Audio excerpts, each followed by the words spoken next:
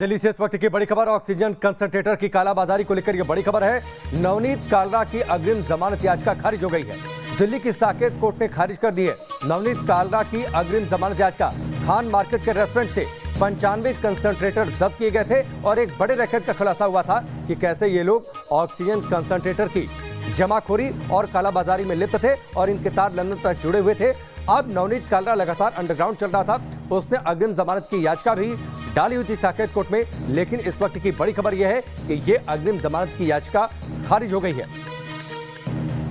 इस वक्त की बड़ी खबर, दिल्ली से नवनीत कालरा की अग्रिम जमानत याचिका खारिज हो गई है। दिल्ली की साकेत कोर्ट ने अग्रिम जमानत की याचिका खारिज कर दी है। दिल्ली के खान मार्केट के रेस्टोरेंट से, आपको याद होगा, यह तस्वीरें हमने आपको दिखाई थी किस तरीके से बड़ी संख्या में ऑक्सीजन कंसंट्रेटर्स की बरामदगी हुई थी।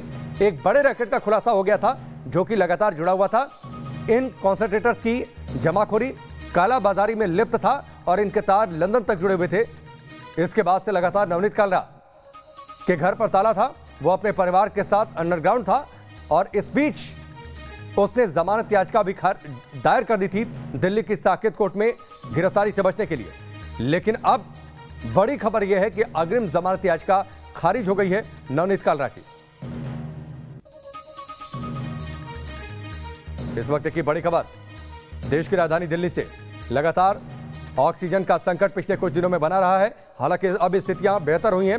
अरविंद सिंह हमारे साथ जुड़ चुके हैं, सीधे उनका रुख करते हैं। अरविंद, नवनीत कालरा जो कि लगातार अंडरग्राउंड है, लेकिन उसने गिरफ्तारी से बचने के लिए साकेत कोर्ट में याचिका दायर की थी, अब याचिका खारिज हो गई है।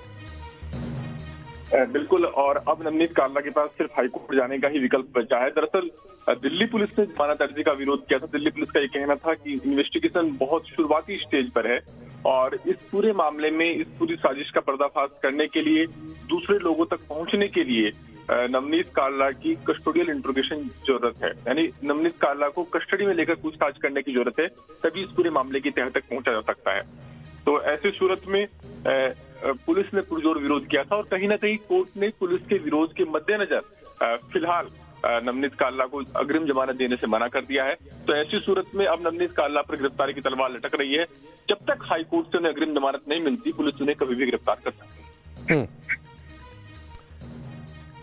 ठीक है अरविंद, हमसे जुड़ने के लिए आपका बहुत बहुत शुक्रिया। इस पूरी जानकारी के लिए बड़ी खबर इस वक्त की, नवनीत कालरा की अग्रिम जमानत याचिका साकेत कोर्ट से खारिज हो गई है।